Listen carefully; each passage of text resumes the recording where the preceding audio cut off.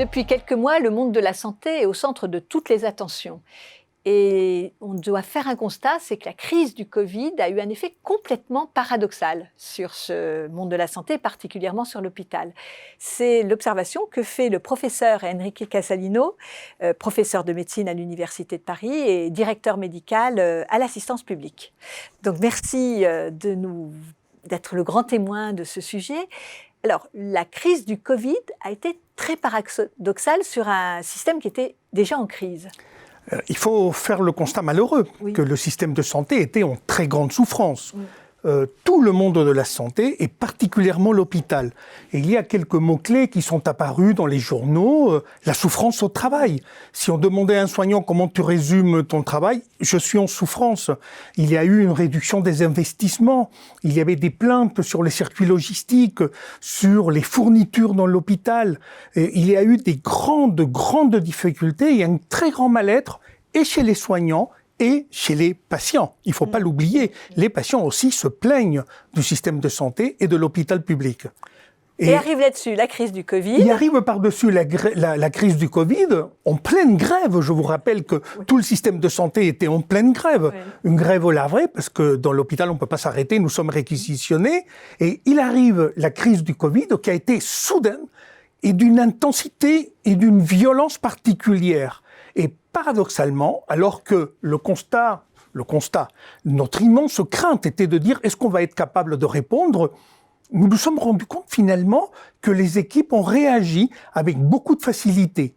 C'est ça qui a été surprenant, et les équipes ont été capables, parce qu'il y a eu une vraie dynamique d'équipe, de revoir toutes les organisations, la ville et l'hôpital.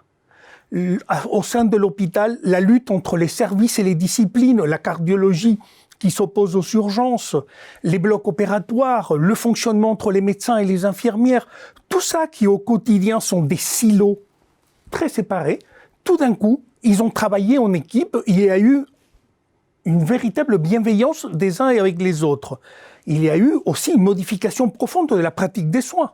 Une infirmière qui était en dermatologie depuis 20 ans, elle est partie s'occuper de patients qui avaient la Covid. Ce qu'elle n'aurait jamais fait en temps normal. Ce qu'elle n'aurait jamais fait. Oui. Les internes, les médecins ont bougé et sont partis s'occuper dans d'autres secteurs. Il y a eu des renforts, et des renforts de la province vers Paris et de Paris vers d'autres secteurs.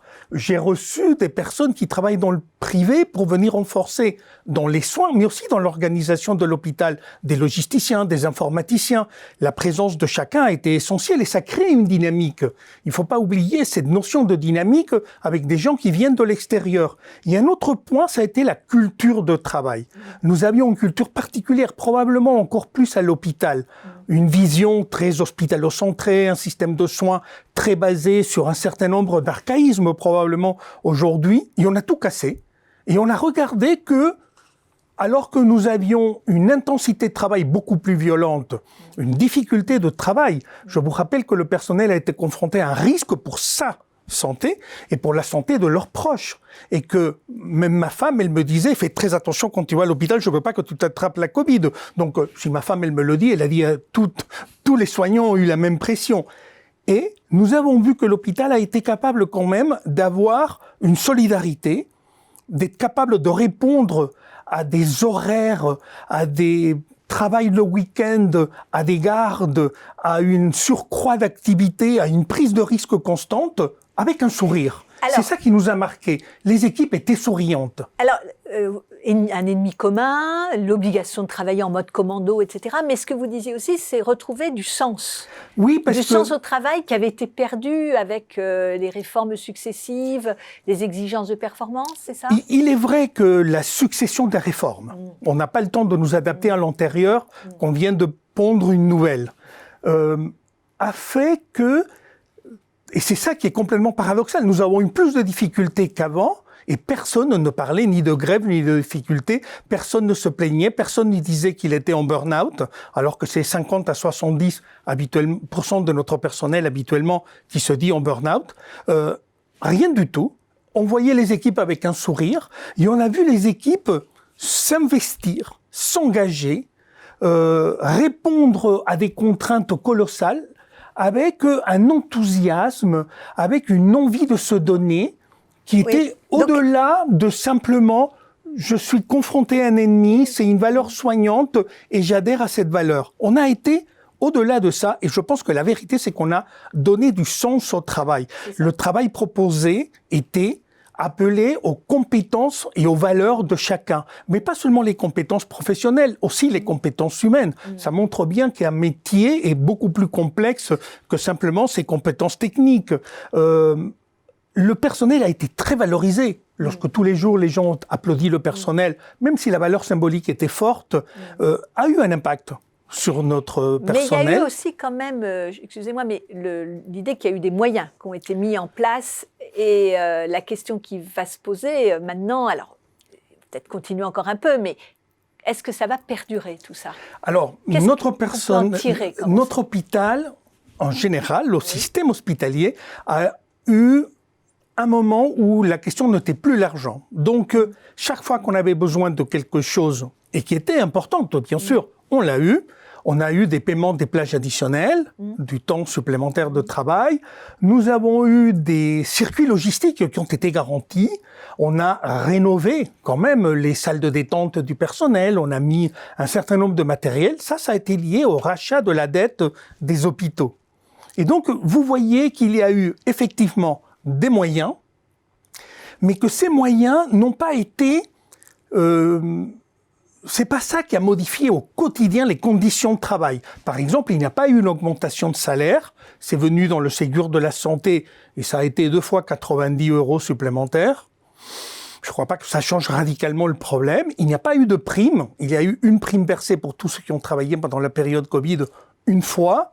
Et aujourd'hui, nous sommes à la 2e vague, il y a un plateau qui perdure. Donc, c'est pas ça. Je pense que ce qui a réellement changé, c'est que la stratégie managériale a été différente.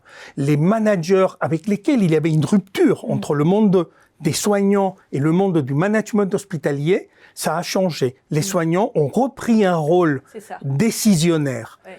Les soignants, chacun a senti que son rôle était important, qu'il était valorisé, que ce qu'il apportait était utile. Il s'est senti utile. Donc, pour terminer, le management n'est pas quelque chose de très connu, ni dans la formation des directeurs d'hôpitaux, ni dans la formation des médecins, et ni des personnels. Et là, vous avez eu l'impression d'expérimenter, ce qu'on dit en management, du sens, de la contribution, de la bienveillance, de la reconnaissance? Je pense vraiment que ce qui a été différent, c'est que chaque fois qu'on dit « ça va mal », nous avons un diagnostic. Oui. Mais on est incapable de mettre en place le traitement. Je pense qu'à l'hôpital, c'est vrai, et peut-être dans beaucoup d'entreprises.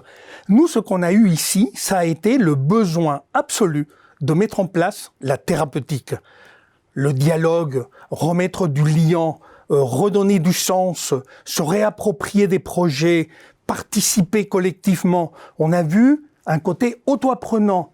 Nous avons expérimenté des choses auxquelles on n'avait pas l'habitude et aujourd'hui, personne ne veut revenir en arrière. Aujourd'hui, nous voulons tous aller de l'avant et garder ces acquis. Eh bien, c'est une bonne nouvelle. Donc, un traitement de choc et on espère qu'il continuera à perdurer. Merci, professeur Casalino.